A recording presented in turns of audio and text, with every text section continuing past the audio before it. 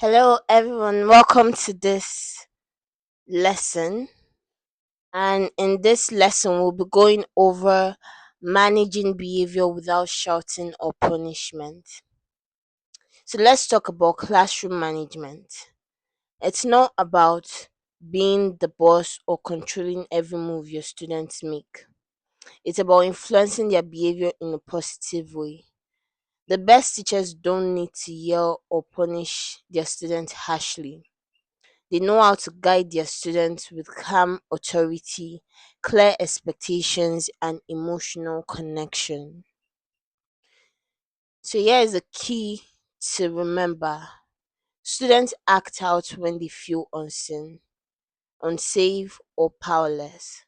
So, instead of punishing them, let's try to understand what's behind their behavior and respond in a way that rebuilds respect and safety. Effective discipline should do three things. One, you should stop the wrong behavior. Two, you should teach the right behavior. And three, you should protect the relationship. If any of these three elements are missing, the behavior might stop temporarily, but it will come back stronger later. So think of your classroom discipline like a traffic light. You've got green for normal behavior, yellow for warning signs, and red for boundary crossed. The idea is to respond early when you're still in the yellow zone rather than waiting until it's too late. So let's look at a scenario.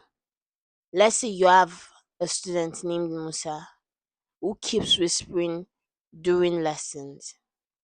A reactive teacher might say, "Must you always talk? Get out."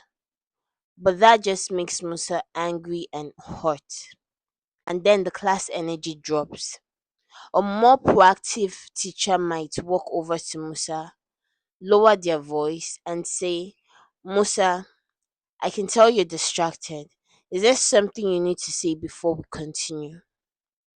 This way, Musa feels seen, and you tell that in this situation, the behavior would stop and the class will continue smoothly. Let's look at strategies to manage behavior peacefully. Here are some strategies you can try. One, use proximity power. That's move closer to an off task student. Sometimes silence is more powerful than words. Pause before reacting. Take a deep breath. Count to two and respond thoughtfully. Three, you want to give choices, not threats.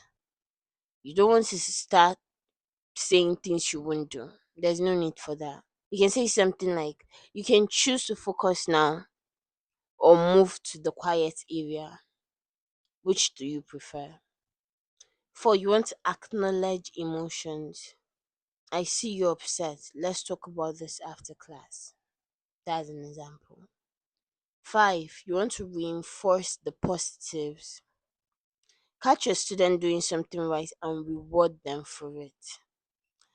Don't just wait till when they make mistakes. Look out for times when they're doing the right thing also. So here are some questions for you. Why do you think shouting often makes behavior worse instead of better? Two, what are some silent or subtle ways a teacher can show authority? Three, how can consequences teach rather than just punish a student? So let's try this exercise. We call it the calm control plan. So you take a minute to think about a reoccurring classroom behavior that frustrates you. I want you to write down the trigger. That's when it usually happens. I want you to write down the emotion it causes in you. One calm response strategy you will use next time it happens. For example, the behavior could be talking during lesson. The trigger is after lunch. And then the emotion it causes in you could be you get annoyed. So a calm response you might choose to apply next time it happens could be that you pause, it could be that you move closer, make eye contact, and then continue teaching. So once you've done that reflection, let's move on to lesson 6, where we talk about motivating and engaging students daily, where we will explore how to make students want to learn, not just obey. Thank you.